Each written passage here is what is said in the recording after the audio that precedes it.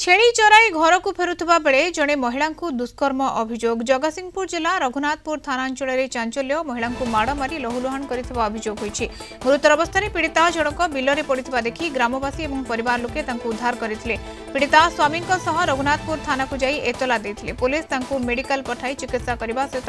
घर को पठाई देथिला। हेले थानारू घर को फेरुवा बेले बाटरे असुस्थ होई पुणी चेताशून्य अवस्था पड़ जाइथिले महिला। ग्रामवासी महिला को मेडिकल नेबा सहित चिकित्सा कराइछन्ति। अभियोग पाइबा परे पुलिस तदंत आरंभ करिछि। हेले अभियुक्त को गिरफ्त करिबारे सक्षम होई नाही। दुष्कर्मकारी विरोध में दृढ़ कार्यानुष्ठान पई दाबी करा जाउछि। काली मु 4टा बळे गाय पई जाउथली देखला गाय फिटो देली देखला बेलू से को से बणेर थला बाहर की गला मो आखि पड़गला पलि आस दौड़ के मत टेक टेक नहीं बण मध्य फोपाड़ देला। फोपाड़ देकी मत कामुड़ा कामुड़ी करी मुझे आसी बसिली आसी से पड़ी से पलैला गाय नहीं उद्धार कले से गोटे जाए आसी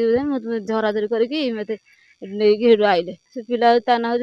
चगला थाना देलु थाना मेडिकल गलु सब देकी से पठेले छाड़े कहले तुम जाओ तुम केमी जा कथा जाओ ना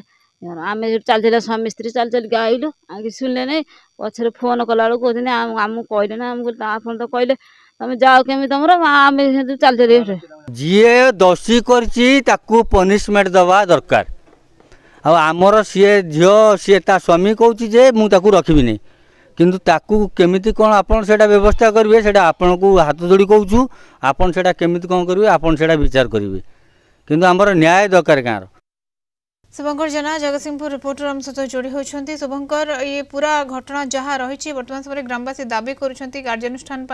अभियुक्त को गिरफ्त करा जाऊ किंतु पुलिस एपर्यंत कहीं गिरफ्त करूना जितेबाला पीड़िता जनक ना नहीं कहते अभियुक्त किंतु से नहीं तदंत किसी जारी रहा कि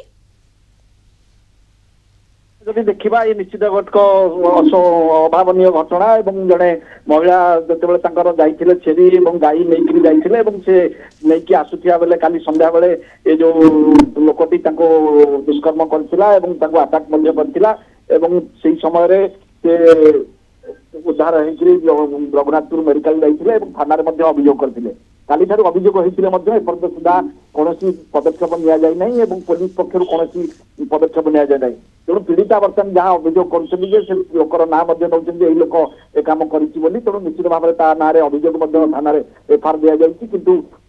पुलिस पक्ष कौन कार्यानुष्ठान एपर्यंत नि ग्रामवासी मैंने दाबी कर गाँव कथा तेणु आज आम बो मान सहित है आम झील सहित है तेणु काली आम परिवार नहीं आम सब गाँव में रोचे तेणु निश्चित भाव में कठोर पदक्षेप नवार आवश्यकता रही तेणु जो मैंने दाबी कर पुलिस कहीं पर्यटन नीरव रही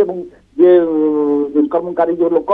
कहीं पर्यटन करूना तेणु थाना ठार 10 किलोमीटर दूर में गाँ अवस्थित तेणु काली ठार घटना घटलानी मैंने एफआईआर किंतु बर्तमान सुधा कौन तदंत ही ना